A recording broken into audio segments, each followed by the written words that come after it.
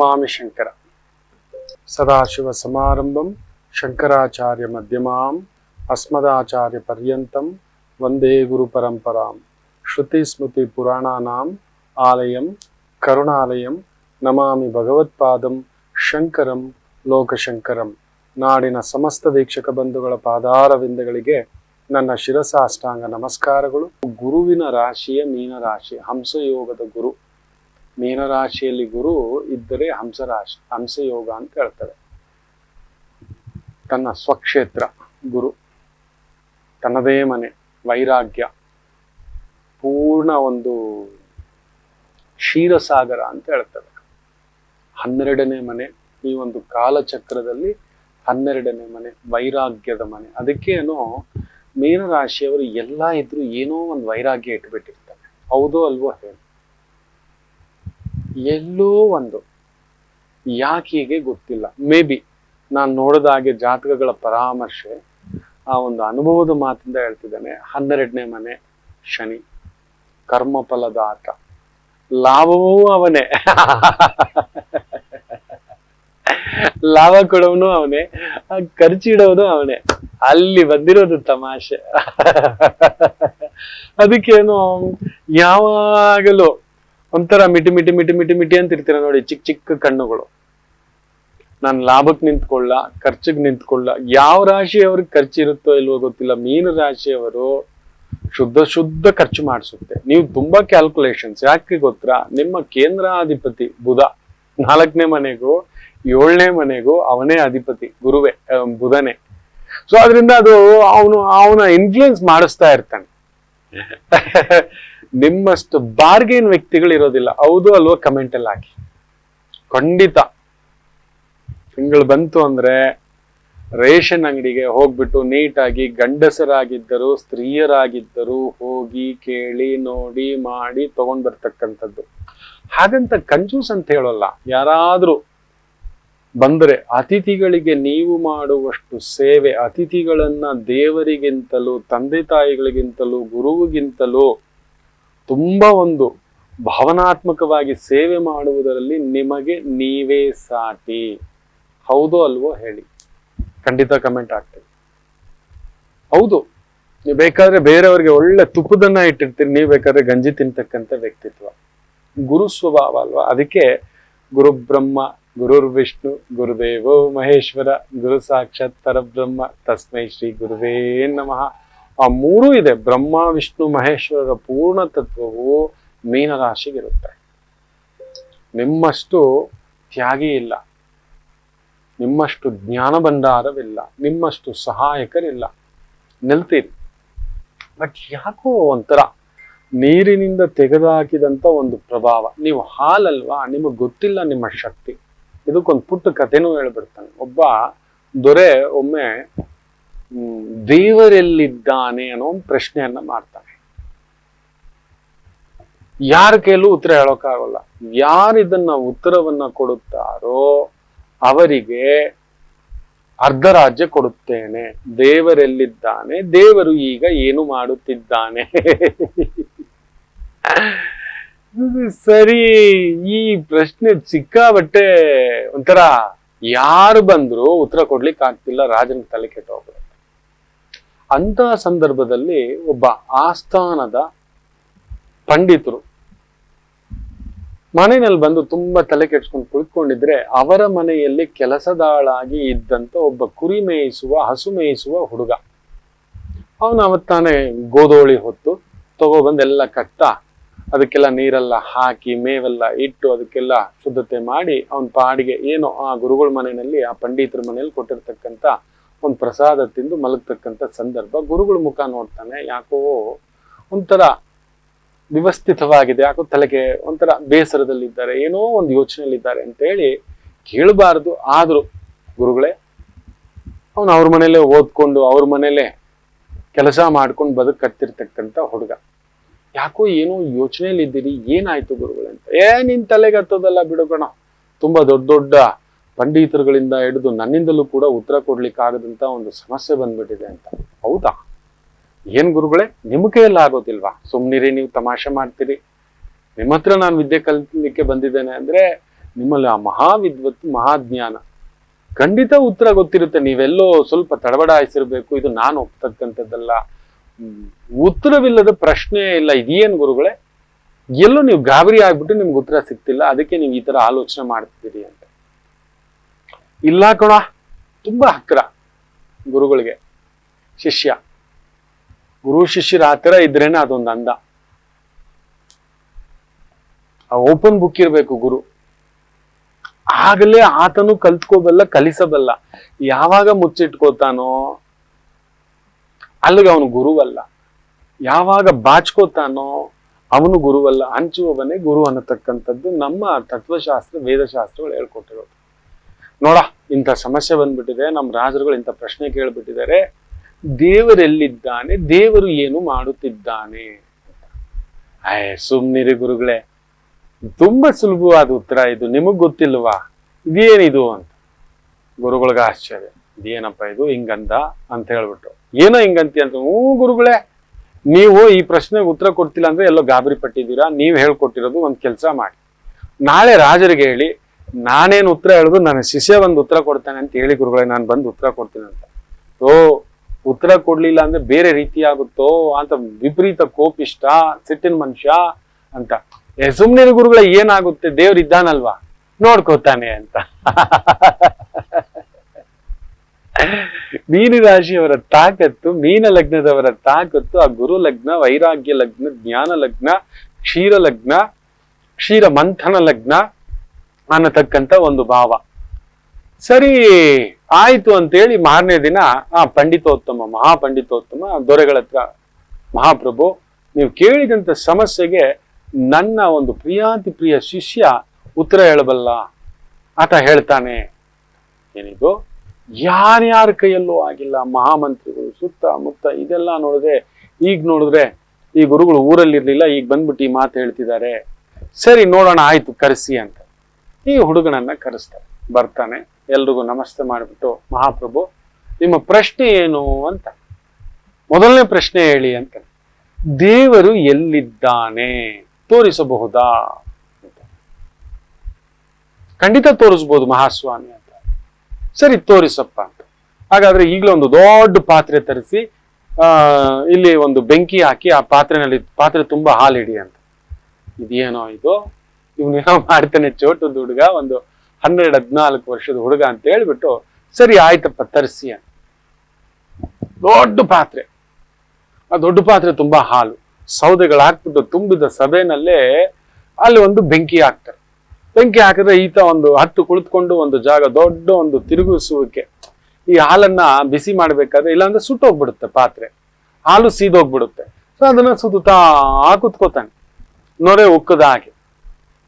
ನೋಡ್ತಾರೆ, ಅರ್ಧ ಗಂಟೆ ಆಯ್ತು, 3/4 ಗಂಟೆ ಆಯ್ತು, 2 ಗಂಟೆ ಆಯ್ತು, 3 ಗಂಟೆ ಆಯ್ತು, ಇವನು ಪಾಡು ಕಡಿತಲೇ ಇದ್ದಾನೆ.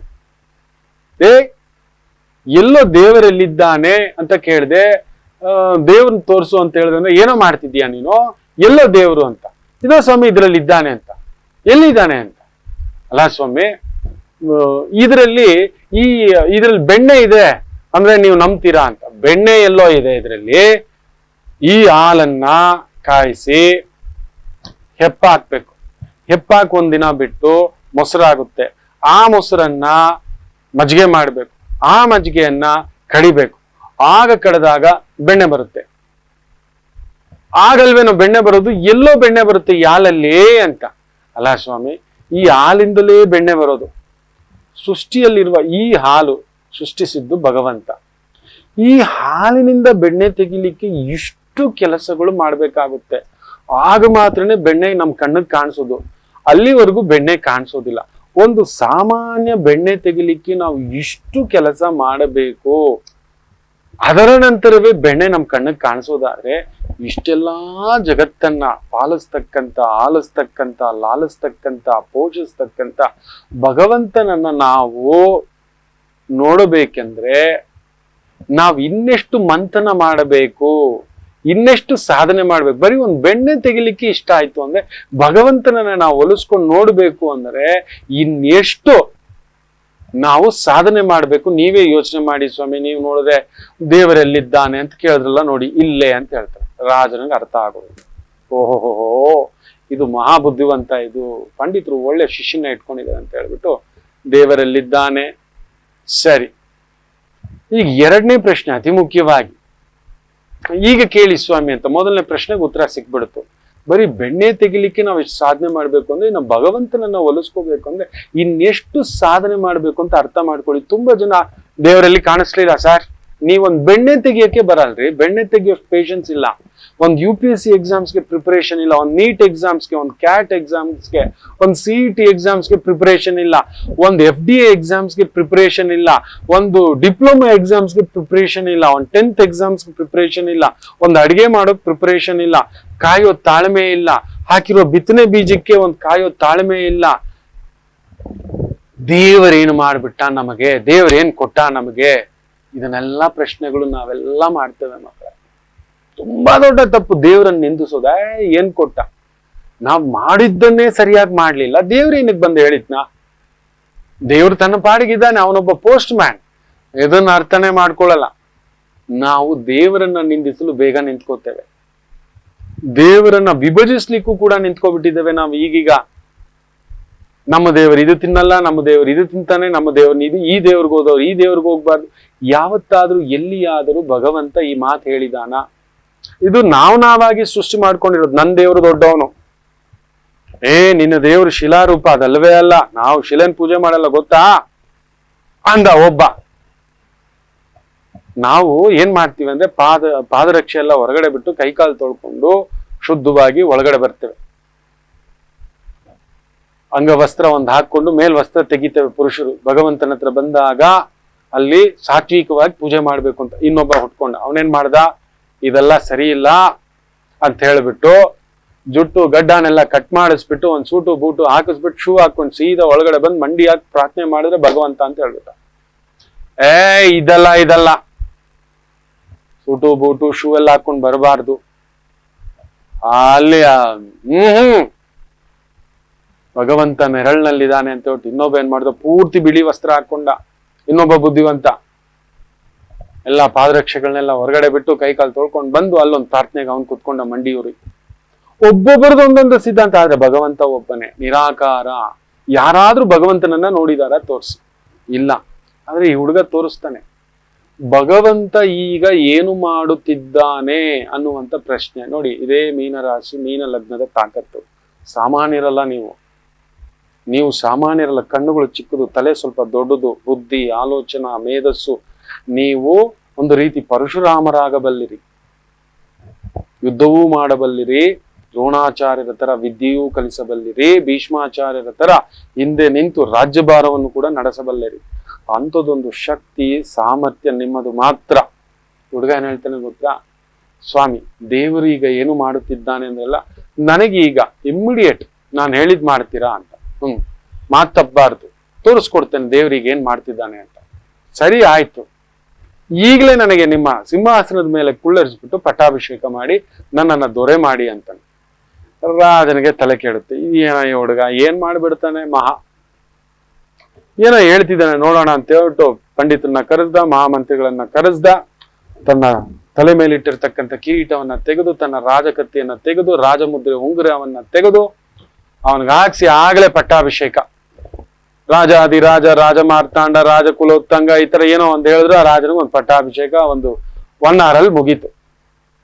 ಈಗ ಹೇಳಪ್ಪ ರಾಜ ಏನ್ ಮಾಡ್ತಿದ್ದಾನೆ ಅಂತಾನೆ. ಈಗ ರಾಜ ಅವನಲ್ಲ, ಈ ಮೂರ್ಖನನ್ನ ಬಂಧಿಸಿ ಕಾರಾಗೃಹದಲ್ಲಿ ಇಡಿ ಅಂತಾನೆ ಆ ಹುಡುಗ. ರಾಜನ ತಲೆ ಕೆಟ್ಟಿದೆ.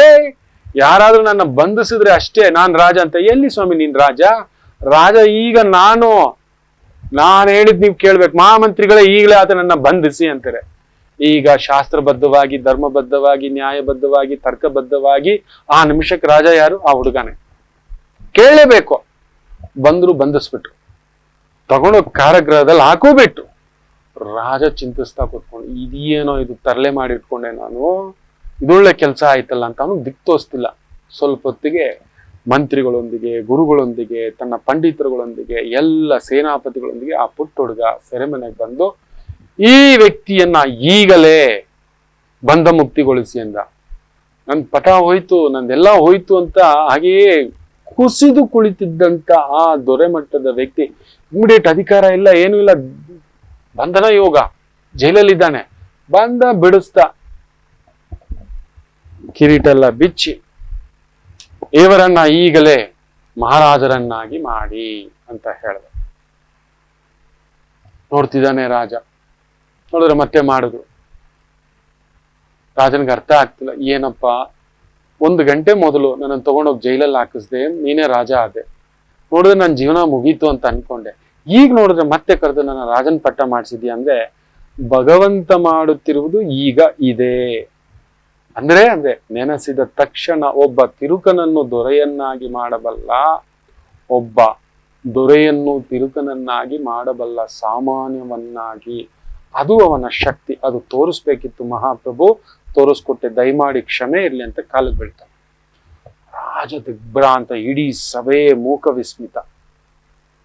ಒಂದು ಗುರುವಿಗೆ ಮಾತ್ರ, ಒಂದು ಗುರು ಲಗ್ನಕ್ಕೆ ಮಾತ್ರ ಅಂಥದ್ದೊಂದು ಶಕ್ತಿ, ವಿಸ್ಮಯ ಇರುತ್ತೆ.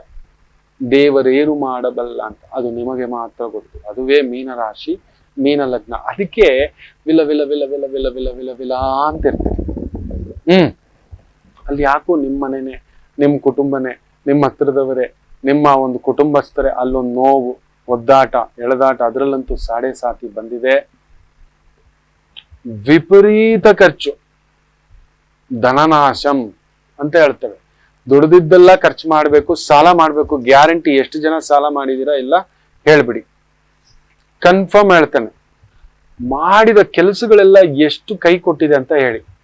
ಏನೇನು ಹೊಸ ಕಾರ್ಯ, ಹೊಸ ಮನೆ, ಹೊಸ ಜಾಗ, ಹೊಸ ಬದುಕು, ಈ ತರದ್ ಏನೇನೋ ಪ್ಲಾನ್ಗಳೆಲ್ಲ ಹಾಕೊಂಡಿದ್ರಲ್ವಾ, ನಿಮ್ಮ ವಿಷನ್ನು ಇದೆಲ್ಲ 10ರಲ್ಲಿ 9 ಜನಕ್ಕೆ ತಿರ್ಗಾ ಮುರ್ಗಾ ಆಗ್ಬಿಟ್ಟಿರುತ್ತೆ. ನೀವು ಮಾಡ್ತಿರೋ ಕೆಲಸದಲ್ಲಿ, ನಿಮ್ಮ ಸಂಸ್ಥೆನಲ್ಲಿ ನಿಮ್ಗೆ ಯಾರಾದ್ರೂ ಅವಮಾನ ಮಾಡಿರ್ತಾರೆ, ಕರೆದು ಉಪಕಾರ ಹಾಕಿರ್ತಾರೆ. ಅಯ್ಯ ರಾಮಚಂದ್ರ, ಮೀನ ಲಗ್ನ ನಾನು ಅನುಭವಿಸಿದ್ದೇನೆ. ಯಾರು ಮೋಸ ಮಾಡಿರಲ್ಲ, ಯಾರು ಏನು ನಡೆದಿರಲ್ಲ. ಮೊನ್ನೆ ಕೂಡ ನನ್ನ ಸಂಸ್ಥೆನಲ್ಲಿ ಒಂದು ಒಳ್ಳೇದೊಂದು ನಡೀತು. ನಾನು ಹೇಳಿದೆ ಇದೊಂದು ಬಾಕಿ ಇತ್ತು ಅಂತ ಹೇಳಿದೆ. ಇದೊಂದೇ ಒಂದು ಬಾಕಿ ಇತ್ತು ಕಣ್ರ, ಹೋಗ್ಲಿ ಬಿಡ್ರಪ್ಪ, ಚೆನ್ನಾಗಿರಿ, ನಿಮ್ ಹೊಟ್ಟೆ ತಂಪಾಗಿರ್ಲಿ, ಹೋಗಪ್ಪ ಪುಣ್ಯಾತ್ಮ ತಂಪಾಗಿರು ಅಂತ. ಮೀನ ರಾಶಿಯವರೆಗೆ ಆ ತರದ್ ನಡೆದಿರುತ್ತೆ. ಮನೆಯವರೇ, ಕುಟುಂಬದವರೇ, ಆತ್ಮೀಯರೇ, ಒಡ ಹುಟ್ಟದವರೇ, ಅಮ್ಮನ ಸಮಾನ, ಅಪ್ಪನ ಸಮಾನ, ತಂದೆಯ ಸಮಾನ, ಗುರುವಿನ ಸಮಾನ, ಮಿತ್ರನ ಸಮಾನ, ಬಂಧುವಿನ ಸಮಾನ. ಯಾರ್ಯಾರು ಏನೇನು ಆಡ್ಕೊಂಡಿರಲ್ಲ, ನಡೆಸಿರಲ್ಲ ಮಗು, ಮೀನರಾಶಿಯವರಿಗೆ ಹೇಳಿ ನೋಡೋಣ. ಅದು ಎಲ್ಲ ತಂದಿಟ್ಟಿರುತ್ತೆ. ವಿಪರೀತ ಖರ್ಚು. ನಿಮ್ಮ 8 ರೂಪಾಯಿ ಸಂಪಾದನೆ ಅಂದ್ರೆ ಮಿನಿಮಮ್ 12 ಇಲ್ಲ 14 ರೂಪಾಯಿ. ದಶಾಭುಕ್ತಿಗಳೇನಾದ್ರೂ ಫೇವರಬಲ್ ಆಗಿದ್ದು, ನಿಮಗೆ ಆ ದಶಾನಾಥರು ಜಾತಕದಲ್ಲಿ ಚೆನ್ನಾಗಿದ್ದರೆ ಉಸಿರಾಡಿಬಿಟ್ಟಿರ್ತೀರಿ ಸ್ವಲ್ಪ. ಮೀನ ಲಗ್ನವಾಗಿ ಶುಕ್ರ ದಶೆಯೋ, ಮೀನ ಲಗ್ನವಾಗಿ ಶುಕ್ರ ಭುಕ್ತಿಯೋ, ಶುಕ್ರ ಕೆಟ್ಟಿದ್ರೆ, ಮೀನ ಲಗ್ನವಾಗಿ ಮೀನ ರಾಶಿಯವರಾಗಿ ಬುಧ ದಶೆಯೋ, ಬುಧ ಭುಕ್ತಿಯೋ, ಬುದ್ಧಿಯಂ ಕೆಡಪ್ಪ, ವಾಕ್ ಕೆಡಪ್ಪ, ಮಾತು ಕೆಟ್ಟೋಯ್ತು, ಮನಸ್ಸು ಕೆಟ್ಟೋಯ್ತು, ಆಲೋಚನೆ ಕೆಟ್ಟೋಯ್ತು, ಆರೋಗ್ಯ ಕೆಟ್ಟೋಯ್ತು. ಅಚ್ಚೋ ರಾಮಚಂದ್ರ, ಸ್ತ್ರೀಯಿಂದ ನೋವು, ಯಾವುದು ಪರಸ್ತ್ರೀಯಿಂದ ನೋವು, ಪರಪುರುಷನಿಂದ ನೋವು, 1-2 ನಡೆದಿರೋದು. ಯಾರು ಬಳಸಿಲ್ಲ, ಏನಕ್ಕೆ ಬಳಸಿಲ್ಲ, ಯಾವ್ದಕ್ ಬಳಸಿಲ್ಲ ಅನ್ನತಕ್ಕಂಥದ್ದು ಹೇಳಿ. ಶತ್ರುಗಳಿಂದ, ಮಿತ್ರರಿಂದಲೇ ಧನ ಅಪಹರಣ. ಶತ್ರುಗಳಿಂದ, ಮಿತ್ರರಿಂದ, ಸ್ವಂತದವರಿಂದ, ವೃತ್ತಿಯವರಿಂದ, ಜೊತೆಯಲ್ಲಿರುವವರಿಂದ, ಕೆಲಸಗಾರರಿಂದ ಪಿಕ್ ಪಾಕೆಟ್ ಎಲ್ಲ ಆಗ್ಬಿಟ್ಟಿರುತ್ತೆ. ಇದು ಹೆಂಗೆ ಅಂದ್ರೆ, ಈ ಫ್ರೀ ಬಸ್ ಬಿಟ್ರಲ್ಲ, ಯಾರೋ ಹತ್ಬಿಟ್ಟು ಕೈ ಮುರ್ಕೊಂಡಿದ್ದಾರೆ, ಕೈ ಹೋಯ್ತು ಅಂತಿದ್ರು. ಬೇಕಿತ್ತಾ? ಇನ್ಯಾರೋ ಪುಣ್ಯಾತ್ಮ ಬಸ್ ಕೆಳಗಡೆ ತಲೆ ಕೊಟ್ಬಿಟ್ಟಿದ್ದಾನೆ, ಮಲ್ಕೊಬಿಟ್ಟಿದ್ದಾನೆ, ನನ್ನ ಹೆಂಡತಿ ಊರ್ಗ್ ಹೋದವಳು ಬಂದಿಲ್ಲ. ಈ ರೀತಿಯ ಭಾವ. ಪತಿಯ ಆರೋಗ್ಯ, ಪತ್ನಿಯ ಆರೋಗ್ಯ, ಮಕ್ಕಳ ಆರೋಗ್ಯ, ಮಕ್ಕಳ ಬುದ್ಧಿ, ಮಕ್ಕಳ ಆಲೋಚನೆ, ಇವುಗಳೆಲ್ಲದರಲ್ಲೂ ಕೂಡ ಎಳೆದಾಟ ಆಗಿರತಕ್ಕಂಥದ್ದನ್ನ ನೋಡಿರುತ್ತೀರಿ. ಇದು ನಿಶ್ಚಿತ. ಮಕ್ಕಳೇ ನಿಮ್ಮ ಮಾತು ಕೇಳ್ತಿಲ್ಲ, ಅರ್ಥ ಮಾಡ್ಕೋತಿಲ್ಲ, ಇಲ್ಲ ಮಕ್ಕಳ ಆರೋಗ್ಯದಲ್ಲೇ ಏರುಪೇರು, ಮಕ್ಕಳ ವಿದ್ಯಾಭ್ಯಾಸದಲ್ಲೇ ಏರುಪೇರು. ನೀವು ಕೈ ಇಟ್ಟ ಕೆಲಸಗಳೆಲ್ಲ ಸಫಲತೆ ಅನ್ನತಕ್ಕಂಥದ್ದು ಹಬ್ಬಬ್ಬ ಅಂದ್ರೆ ಕಾಲ್ಭಾಗ. ದಶಾಭುಕ್ತಿಗಳೇನಾದ್ರೂ ಫೇವರಬಲ್ ಆಗಿಲ್ಲ, ಅದರಲ್ಲೂ ಮೀನ ಲಗ್ನವಾಗಿ ಶನಿ ದಶೆ ಏನಾದರೂ ಇತ್ತು, ಶನಿ ಸೀದಾ ಬಂದು ಕುಳಿತಿದ್ದಾನೆ. ಬೇಡ ಬೇಡವಂದರೂ ಹುಡುಕಿ ಬರುತ್ತಾನೆ, ಕಳ್ಳರು ನಿಮ್ಮ ಮನೆ ಬಾಗಿಲು ತಟ್ಟುತ್ತಾರೆ. ಶನಿ 12ನೇ ಮನೇಲಿರೋದು ನೆನ್ಪಿಟ್ಕೊಳ್ಳಿ. ಯಾರೋ ಕದೀಮರು, ಯಾರೋ ಮೋಸಗಾರರು ಹಿಂದ್ಗಡೆಲೇ ಇದ್ದಾರೆ, ನಿಮ್ ಜೊತೆಲೇ ಇದ್ದಾರೆ, ನಿಮ್ಗೆ ಗೊತ್ತಿಲ್ದಿರೋರೇ ಇದ್ದಾರೆ. ನಿಮ್ಗೆ ಅವತ್ ಲಾಭ ಕೊಟ್ಟಿರೋರು, ಅವತ್ ಲಾಭ ಅಂತ ಬಂದವರು ಇವತ್ತು ನಷ್ಟದ ಬರೆ ಎಡಕ್ ಬಂದ, ನೀವು ಸ್ವಾಮಿ ನೀವ್ ಏನ್ ಸ್ವಾಮಿ ಅಂದವರೆಲ್ಲ ಇವತ್ತು ನಿಮ್ ಕುತ್ತಿಗೆಗೆ ಒಳ್ಳೆ ಈ ಪಂಚತಂತ್ರ ಕಂತೆಗಳಲ್ಲಿ ಆ ಏಡಿ ಕೊಕ್ಕರೆನ ಹಿಂಗ್ಲೆ ಲಾಕ್ ಮಾಡ್ಕೊಂಡಿರುತ್ತೆ ಹುಷಾರಾಗಿ. ಅದು ದೊಡ್ಡದಾಗಿ ಒಂದು ವಯಸ್ಸಾದ ಕೊಕ್ಕರೆಗೆ ಮೀನುಗಳು ಸಿಗ್ತಾ ಇರ್ಲಿಲ್ಲ. ಅದೇನ್ ಮಾಡುತ್ತೆ ಅಂದ್ರೆ, ತೀರಾ ದೊಡ್ಡದೊಂದು ಬರಗಾಲ ಬರ್ತಿದೆ, ಈ ಕೊಳ ಎಲ್ಲ ಒಣಗೋಗ್ಬಿಡುತ್ತೆ, ಏನ್ರೋ ಮಾಡೋದು ಅಂತ ಒಂದು 3 ದಿನ ಊಟ ತಿಂದೆ ಹೆಂಗೆ ತಪಸ್ಸಲ್ಲಿ ಕುತ್ಕೋಬಿಡುತ್ತೆ. ಎಲ್ಲಾ ಮೀನುಗಳಿಗೂ ಆಶ್ಚರ್ಯ, ಹತ್ರ ಬಂದ್ರು ಮುಟ್ಟಲ್ಲ. ಯಾಕೋ ಅಂದ್ರೆ ತಿಂತಿಲ್ಲ, ಹಿಡ್ಕೋತಿಲ್ಲ ಅಂದ್ರೆ ನಿಮಗ್ ಗೊತ್ತಿಲ್ಲ. ನಾನೆಲ್ಲೋ ಯಾವಾಗ್ಲೂ ಹಸಿವಾದಾಗ ಸತ್ತೋದು ಒಂದ್ ಮೀನ್ ತಿಂತಿದ್ದೆ, ಕೆಟ್ಟೋದ್ ಮೀನ್ ತಿಂತಿದ್ದೆ, ಕಾಯಿಲೆ ಬಿದ್ದು ಮೀನನ್ನು ಒಂದ್ ಹಿಡ್ಕೊಂಡು ತಿಂತಿದ್ದೆ. ಆದ್ರೆ ನಾನು ಯಾರಿಗೂ ತೊಂದರೆ ಕೊಟ್ಟವನಲ್ಲ. ಆದ್ರೆ ನನಗೆ ಬರ್ತಿರೋ ಈ ಒಂದು ಅನಾಹುತನ ನೆನೆಸ್ಕೊಂಡು ಕಂಪಿಸ್ತಿದ್ದೀನಿ ಅಂತ ಎಲ್ಲಾರು ಸಭೆ ನಡೆಸ್ತಾರ. ಮೀನುಗಳು, ಕಪ್ಪೆಗಳು, ಅದರಲ್ಲಿರೋ ಏಡಿಗಳು, ವಿಧ ವಿಧವಾದಂತ ಜಲಚರ ವಸ್ತುಗಳೆಲ್ಲ ಕುತ್ಕೊಂಡು ಸಭೆ ನಡೆಸ್ತಾರೆ. ಯಾಕೆ, ಏನಾಯ್ತು ಹೇಳು ಅಂದ್ರೆ, ಬಹುದೊಡ್ಡ ಒಂದು ಶನಿ ಬಂದು ರೋಹಿಣಿ ನಕ್ಷತ್ರ ಪ್ರವೇಶವಾದಾಗ ಅಲ್ಲೇ ಕುಳಿತುಕೊಂಡು ನಿದ್ದೆ ಮಾಡ್ಬಿಡ್ತಾನ. ಆಗ ತುಂಬಾ ದೊಡ್ಡ ಬರಗಾಲ ಬರುತ್ತೆ. ಅದು ಈಗ ನಡೀತಿದೆ ಆಲ್ರೆಡಿ. ಅಲ್ಲೆಲ್ಲ ಸರೋವರಗಳು ಒಣಗ್ಕೊಂಡು ಹೋಗ್ತಿದೆ. ಇಲ್ಲೂ ನೋಡಿ ನೀವು, ಸರೋವರ ಒಣಗ್ತಿದೆ. ಇದು ಇನ್ನೊಂದು ಸ್ವಲ್ಪ ದಿನದಲ್ಲಿ ಒಣಗೋಗುತ್ತೆ. ದಿವ್ಯ ದೃಷ್ಟಿಯಿಂದ ನಾನು ಬೇರೆದೆಲ್ಲ ಕೇಳ್ಕೊಂಡ್ ಬಂದೆ ಅಂತೆಲ್ಲ ಹೇಳುತ್ತೆ. ಇವ್ರು ಗಾಬರಿ ಬಿದ್ದ್ಬಿಡ್ತಾರೆ. ಏನು ಮಾಡೋದು ಅಂತ ಕೇಳಿದಾಗ, ದೊಡ್ಡದೊಂದು ಜಲ ಸರೋವರ ಇದೆ. ಅದು ಪಾಂಡವರ ಕಾಲದಲ್ಲ, ಕೃತಾಯುಗದ್ದಲ್ಲ, ತ್ರೇತಾಯುಗದ್ದಲ್ಲ, ಸತ್ಯಯುಗಕ್ಕೂ ಮೊದಲಿನ ಸರೋವರ. ಅದು ಯಾವತ್ತಿಗೂ ವರಪ್ರಸಾದ ಕಲ್ಯಾಣಿ ನೀರೇ ಒಣಗಲ್ಲ. ಅಲ್ಲಿಗೆ ಹೋಗ್ಬಿಡೋಣ ಅಂತ ಅನ್ಕೊಂಡಿದೀನಿ. ಆದ್ರೆ ನಿಮ್ಮನ್ ಬಿಟ್ಟು ಹೆಂಗ್ ಹೋಗ್ಲಿ, ನೀವೆಲ್ಲ ಸತ್ತೋಗ್ತಿರಲ್ವಾ ಅಂತ ಯೋಚನೆ ಆಗ್ಬಿಟ್ಟಿದೆ. ಅಯ್ಯೋ ನಾವ್ ಅಲ್ಲಿ ಎಲ್ಲಿಗೆ ಹೋಗೋದು, ಹೆಂಗ್ ಹೋಗೋದು ಅಂದ್ರೆ ಒಂದ್ ಕೆಲಸ ಮಾಡ್ತೀನಿ, ನಿಮ್ಮನ್ನೆಲ್ಲ ಡೈಲಿ ಕರ್ಕೊಂಡೋಗಿ ಒಬ್ಬೊಬ್ಬರನ್ನೇ ನಾನು ಅಲ್ಲಿ ಸೇರಿಸ್ತೀನಿ, ನೀವು ಬದುಕೋಬಹುದು ಅಂದ್ರೆ ಖುಷಿ ಆಗ್ಬಿಡ್ತವೆ ಎಲ್ಲಾರು. ಓಹೋ, ನಮ್ಮ ಕೊಕ್ಕರೆ ರಾಯ ತುಂಬಾ ಸಹಾಯ ಮಾಡ್ತಿದ್ದಾನಂತ. ಇವನ್ಗೆ ವಯಸ್ಸಾಗ್ಬಿಟ್ಟಿತ್ತಲ್ವಾ, ಸರಿಯಾಗಿ ಕಣ್ ಕಾಣಿಸ್ತಿರ್ಲಿಲ್ಲ. ಇವಾಗ ತಿನ್ನೋಕ್ ಮಾಡ್ಕೊಂಡಿರೋ ಪ್ಲಾನ್ ಇವನು. ಒಂದೊಂದೇ ಮೀನನ್ನ ಹಿಡ್ಕೊಳ್ಳೋದು ಕೊಕ್ಕರೆನಲ್ಲಿ, ಹಂಗೇ ಎತ್ಕೊಂಡು ಹೋಗೋದು ದೂರಕ್ಕೆ. ಎತ್ಕೊಂಡು ಹೋಗ್ತಾ ದೂರದೊಂದು ಬಡ್ಡೆ ಹತ್ರ ಬಿಡೋದು. ಅವ್ ಬಿದ್ದಿದ ತಕ್ಷಣ ನಾನು ಮಾಡಿದ ಪ್ಲಾನ್ ಅಂತ ಚೆನ್ನಾಗಿ ತಿನ್ನೋದು. ಹಿಂಗೆ ಮಾಡ್ತಾ ದಿನ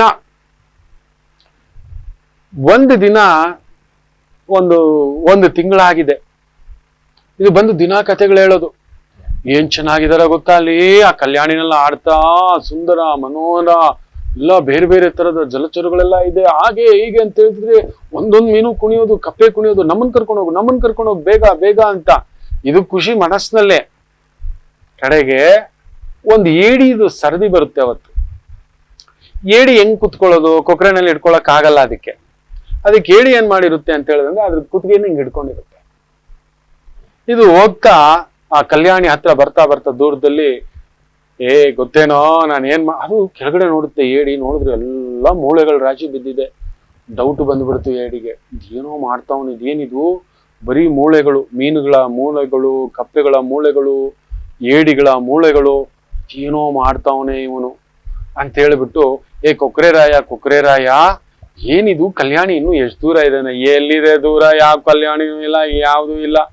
ನನಗ್ ಹಸುವೆ, ನನಗ್ ವಯಸ್ಸಾಗಿದೆ, ನಿಮ್ಮನ್ನ ಹುಡುಕಾಡಿ ಹಿಡ್ಕೊಂಡು ತಿನ್ನೋಕ್ ಆಗ್ತಿಲ್ಲ. ಅದಕ್ಕೆ ಈ ಪ್ಲಾನ್ ಮಾಡಿಬಿಟ್ಟು ಈ ಕಲ್ಯಾಣಿ ಹೆಸರು ಹೇಳ್ಬಿಟ್ಟು ಕರ್ಕೊಂಡ್ ಬಂದು ಮೇಲಿಂದ ಬಿಟ್ಟು, ಬಿದ್ದಿದ ತಕ್ಷಣ ಅರ್ಧ ಜೀವ ಆಗಿರ್ತಾರೆ, ಚುಚ್ಚಿ ಕುಕ್ಕಿ ತಿಂತಾ ಇದ್ದೀನಿ ಅಂತ.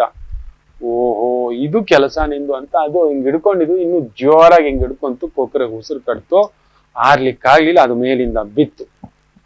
ಕೊಕ್ಕರೆ ಸಾಯ್ತು. ಹೆಂಗ್ ಹಿಡ್ಕೊಂಡಿತ್ತು ಅಂದ್ರೆ ಪೂರ್ತಿ ಅರ್ಧ ಕುತ್ತಿಗೆ ಕಟ್ಟಾಗಿತ್ತು. ಸ್ವಲ್ಪ ಜೀವ ಏಡಿಗೆ ಪೆಟ್ಟಾದ್ರೂ ಕೂಡ ಅದರ ರಕ್ತ ಕುಡಿತು. ಅದು ಎಷ್ಟು ಮಾಂಸಾಹಾರಿ ಅಲ್ವಾ, ಅದ್ರದ್ದು ಸ್ವಲ್ಪ ಚುಚ್ಚಿ ಕುಕ್ಕಿ ತಿಂದುಬಿಟ್ಟು ತೆಳ್ಕೊಂಡು ಹೇಗೋ ಮಾಡಿ ಒಂದು 15-20 ದಿನದಲ್ಲಿ ತಾನಿದ್ದಂತ ಆ ಜಲಾಶಯದ ಹತ್ರನೇ ಬಂತಂತೆ. ಏನೋ ಇದು, ಎಲ್ಲೋ ಹೋಗ್ಬಿಟ್ಟಿದ್ದೆ, ಅವನ ಜೊತೆಲಿ ಹೋದವನು ಅವನೆಲ್ಲೋ ಹೋದ, ಪುಣ್ಯಾತ್ಮ ಅಂತೆಲ್ಲ ಮಾತಾಡ್ತಿದ್ರೆ, ಅವನ್ ಪುಣ್ಯಾತ್ಮನ ಅವ್ನು ನಮ್ ಜೊತೆಲೇ ಇಟ್ಟು ಬಿಟ್ಟು ನಮ್ಗೆ ಬೆಂಕಿ ಇಟ್ಟಿದ್ದ ಕಣೋ ಅಂತೆಲ್ಲ ಕತೆ ಎಲ್ಲ ಬಿಡಿಸಿ ಹೇಳ್ತೀನಿ. ಹಿಂಗಾಗಿತ್ತು, ಒಬ್ಬನನ್ನು ಉಳಿಸಿಲ್ಲ, ತಿಂದಾಕಿತ್ತು ಅಂತ. ನಿಮ್ಮ ಮನೆಗೆ ನಿಮ್ ಜೊತೆಲಿದ್ದವ್ರೆ ನಂಬಿಸಿ ಈ ತರದ್ದು ಮೋಸ, ಕಳ್ಳತನ, ದಗ ಬೇರೆ ಬೇರೆ ರೀತಿಯಲ್ಲಿ ಬಂದಿರ್ತಾರೆ, ನಡೆದಿರುತ್ತೆ. ಮೀನ ಲಗ್ನ, ಮೀನ ರಾಶಿಯವರು ಆದಷ್ಟು ಶ್ರೀ ಸೂಕ್ತಿಯನ್ನ ಆದಷ್ಟು ಕೇಳಿ. ಯಾರಾದ್ರೂ ವಯಸ್ಸಾದವರಿಗೆ ಪಾದರಕ್ಷೆಗಳನ್ನ ದಾನ ಮಾಡತಕ್ಕಂಥದ್ದು ಮಾಡಿ. ಚಪ್ಲಿ ದಾನ, ಕೈ ಟವಲ್ ದಾನ. ಯಾರಾದ್ರೂ ಬಡವರು 4 ತಟ್ಟೆ, 4 ಲೋಟ, 4 ಸ್ಪೂನು, ಈ ತರದ್ದು ಮನೆ ಪಾತ್ರೆ, ಸ್ಟೀಲ್ ಕಾರಕ ಅಂತ ಹೇಳ್ತೀವಲ್ವಾ, ಆ ತರದ್ದು. ಅದರ ಜೊತೆಯಲ್ಲಿ ಸ್ವಲ್ಪ 4-5 ತರದ ತರಕಾರಿ, 4-5 ತರದ ಸೊಪ್ಪು, ಹೂವು, ಹಣ್ಣು, ಅಕ್ಕಿ, ಬೇಳೆ, ಬೆಲ್ಲ, ಕೊಬ್ಬರಿ, ನಿಮ್ಮ ಶಕ್ತಿಯಪ್ಪ. ಒಂದು ಅಕ್ಕಿ ಮಾತ್ರ 3 kg ಇಟ್ಬಿಡಿ. ಒಂದು ಅಚ್ಚು ಬೆಲ್ಲ, ಒಂದು ಕೊಬ್ಬರಿ, ಈ ತರದನ್ನ ಬ್ಯಾಗಲ್ಲಿ ಇಟ್ಟು ಅದಾಗೆಲ್ಲ 4 ಲೋಟ ಅದರಲ್ಲಿ ಸೇರಿಸಿ, 4 ಚಿಕ್ಕ ಬೌಲು ಸೇರಿಸ್ಬೋದು, ಒಂದು ಕೈ ಟವಲ್ ಸೇರಿಸಿ, ಈ ತರದ್ ಮಾಡ್ಬಿಟ್ಟು ಎಲ್ಲಾದ್ರೂ ಒಂದು ಪುಟ್ಟ ಒಂದು ಬಡವರು ಎಲ್ಲೋ ಒಂದು ಸಣ್ಣ ಪುಟ್ಟ ಗುಡಿಸ್ಲು ಹಾಕೊಂಡಿರ್ತಕ್ಕಂಥವ್ರು ಹೋಗ್ಬಿಟ್ಟು ಹೇಳ್ದೆ ಕೇಳದೆ ಇಟ್ಟು ಬಂದು ಬಿಡಿ, ಅವ್ರು ಕೊಟ್ಟು ಬಂದ್ಬಿಡಿ. ಹೌದು, ಅದನ್ನ ಬಳಸ್ಕೊಳ್ಳೋ ತರ ಯಾರೋ ಪುಣ್ಯಾತ್ಮ. ತುಂಬಾ ಕೆಲವು ಕಡೆ ದೊಡ್ಡ ದೊಡ್ಡ ಫ್ರಿಡ್ಜ್ಗಳಿಟ್ಟಿರ್ತಾರೆ. ಮನೆಯಲ್ಲಿ ಬಳಕೆಯಾಗದ, ತಿಂದು ವೇಸ್ಟ್ ಮಾಡಬಾರ್ದು, ಬಿಸಾಕ್ಬಾರ್ದು ಅನ್ನೋ ಅನ್ನವನ್ನ ತಗೊಂಡೋಗಿ ಆ ಫ್ರಿಡ್ಜಲ್ಲಿ ಇಡ್ಬೋದಂತೆ. ಬೇಕಿರೋರು ಬಂದು ತಗೊಂಡು ಹೋಗ್ಬೋದಂತೆ. ಹಣ್ಣಿರ್ಬೋದು, ನಮ್ಮ ಮನೆಗಳಲ್ಲಿ ಈ ತರ ತುಂಬಿಸಿಟ್ಕೋತೀವಿ, ನಾವು ತಿನ್ನಲ್ಲ, ತಿನ್ನೋರ್ಗೂ ಕೊಡಲ್ಲ, ಒಣಗೋದ್ಮೇಲೆ ಬಿಸಾಕೋದು. ಅನ್ನ ಜಾಸ್ತಿ ಮಾಡಿಬಿಟ್ಟಿದೀವಿ ರಾತ್ರಿಯೇ, ಗೊತ್ತಾಯ್ತು, ಉಳಿದಿದೆ, ಆಗ್ಲೇ ತಗೊಳ್ಳಿ. ಅದನ್ನ ನೀಟಾಗಿ ಒಂದು ಪ್ಯಾಕ್ ಮಾಡಿಬಿಟ್ಟು ತಗೊಂಡು ಹೋಗ್ಬಿಟ್ಟು, ಈ ತರದ್ದು ಯಾರೋ ಪಕ್ಕ ಬಡವ ಬಲ್ಲಿದ ಈ ತರದೊಂದು ಪ್ರತಿ ಊರಿನಲ್ಲಿ ಈ ತರದೊಂದು ಮಾಡ್ಕೊಳ್ಳಿ. ಈಗೇನೋ ಪುಣ್ಯಾತ್ಮರು ಒಂದು ಅಮ್ಮ ಕ್ಯಾಂಟೀನ್ ಅಂತ ಮಾಡಿದ್ದಾರೆ. ಆ ತರದ ಕಡೆ ತುಂಬಾ ಜನ ಬಂದಿರ್ತಾರೆ, ಬಡವರು, ಒಂದು 10 ರೂಪಾಯಿ ಊಟಕ್ಕೆ ಅಂತ. ಆ ತರದ ಜಾಗ ನೋಡಿ ನೀವು ಈ ತರದ ಈ ತರಕಾರಿ, ಬೇಳೆ, ಬೆಲ್ಲ, ಈ ತರದ್ ಏನೋ ತಗೊಂಡೋಗಿ ಕೊಡೋದು, ಈ ತರ ಉಳಿದ ಅನ್ನ, ಈ ತರದ್ದು ತಗೊಂಡೋಗಿ ಕೊಡ್ತಕ್ಕಂಥದ್ದು ಮಾಡಿ ಮಕ್ಕಳೇ. ದಯಮಾಡಿ ಮೀನ ಲಗ್ನದವರು ಅನ್ನದಾನಕ್ಕಿಂತ ಶ್ರೇಷ್ಠ ದಾನವಿಲ್ಲ. ಮುಖ್ಯವಾಗಿ ಮೀನ ಲಗ್ನದವ್ರು ಮಾಡ್ಬೇಕು. ಯಾಕೆ ಗೊತ್ತಾ?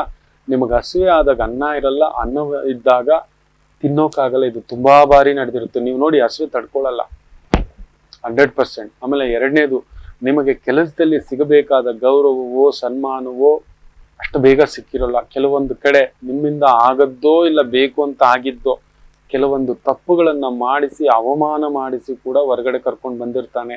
ಅದಾಗಿರುತ್ತೆ. Your entry is super, your exit is very painful. ಅದಾಗಿರುತ್ತೆ. ಎಂಟ್ರಿ ಇದ್ದಾಗ ನಿಮಗಿಂತ ಒಳ್ಳೆ ಎಂಪ್ಲಾಯಿ ಇಲ್ಲ ಅಂತೆಲ್ಲ ಕರ್ಸಿರ್ತಾರೆ. ಆದ್ರೆ ಎಕ್ಸಿಟ್ ಆಗೋವಾಗ ಏನಾದ್ರೂ ಅವಮಾನ ಮಾಡಿಸ್ಕೊಂಡು, ನೋವು ಪಟ್ಕೊಂಡು, ಕಣ್ಣೀರ್ ಹಾಕೊಂಡು ಬಿಟ್ಟು ಬಂದಿರ್ತೀರ. ಈ ತರದ್ ನಡೆದಿರುತ್ತೆ. ನಿಮ್ಮವರೇ ಯಾರು ಸಹಾಯ ಮಾಡ್ತೀನಿ, ಒಳ್ಳೆ ಕೆಲಸ ಕೊಡಿಸ್ತೀನಿ, ಇಂಕ್ರಿಮೆಂಟ್ ಮಾಡಿಸ್ತೀನಿ, ಪ್ರಮೋಷನ್ ಮಾಡಿಸ್ತೀನಿ, ಈ ತರದ್ದೆಲ್ಲ ಹೇಳಿ ಕರ್ಕೊಂಡು ಬಂದು ನೋಡಿ ಮಾಡಿದ ಕಡೆಯಲ್ಲೆಲ್ಲ ಒಂದ್ ಸಣ್ಣ ಪುಟ್ಟ ಎಳೆದಾಟಗಳಾಗಿರ್ತಕ್ಕಂಥದ್ದು ನೋಡಿರ್ತೀರಿ. ಅದಕ್ಕೋಸ್ಕರ ಹೇಳ್ತಿರ್ತೇನೆ, ಕರ್ಮ ಫಲದಾತ ನಿಮಗೆ ಲಾಭಕಾರಕವೂ ಹೌದು, ವ್ಯಯಕಾರಕವೂ ಹೌದು, ಅಲೆಮಾರಿಕಾರಕವೂ ಹೌದು. ಸುತ್ತಾಡಿಸ್ತಾನೆ ಕಾಲಲ್ಲಿ ಚಕ್ರ ಇಟ್ಟಾಗೆ. 10ರಲ್ಲಿ ನಾನು ನೋಡಿದಾಗ ಒಂದು 5ರಿಂದ 6 ಜನ ನಿಮ್ಮ ಹುಟ್ಟೂರು ಒಂದು ಕಡೆ ಇದ್ರೆ ನಿಮ್ಮ ಕೆಲಸಗಳು ಇನ್ನೊಂದು ಕಡೆ ಸುತ್ತಾಡಿಸಿರ್ತಾನೆ. ಬೇರೆ ಕಡೆ ಕೆಲಸ, ಬೇರೆ ಕಡೆ ಕಾರ್ಯ, ಬೇರೆ ಕಡೆ ಉದ್ಯೋಗ, ಓದಿದ್ದೊಂದು, ಮಾಡಿದ್ದಿನ್ನೊಂದು, ಈ ತರದ್ದು ತುಂಬಾ ಸಣ್ಣ ಮಟ್ಟದಿಂದ ಒಂದು 500 ರೂಪಾಯಿ ಉದ್ಯೋಗದಿಂದ 50,000 ರೂಪಾಯಿಗೆ ಬೆಳೆದ್ ನಿಂತಿದ್ದೀರಿ. ಖಂಡಿತ ಮೀನ ಲಗ್ನ ಇಲ್ಲ ಮೀನ ರಾಶಿಯವರಾಗಿರ್ತೀರಿ. ಹೌದೋ ಅಲ್ವೋ? ನೀವೇ ಹೇಳ್ಬೇಕು. ಹೌದು, ಅಬ್ಬಬ್ಬಾ ತೀರಾ ತುಂಟ್ರು. ಇನ್ನೊಂದ್ ದಿನ ಹೇಳ್ತೇನೆ ಅದೆಲ್ಲ ಬಿಚ್ಚಿ ಹೇಳ್ಬೇಕು ಅಂದ್ರೆ. ಹೌದು, ಅವಾಗವಾಗ ಸ್ವಲ್ಪ ಆ ಜಲಕ್ಕನ್ನ ಬಿಡ್ತಕ್ಕಂತ ಒಂದು ಪ್ರಯತ್ನ ಮಾಡ್ತಾನೆ. ಒಳ್ಳೇದಾಗ್ಲಿ ಅಂತ ಹೇಳ್ತಾ, ಮಾತೃದೇವೋ ಭವ.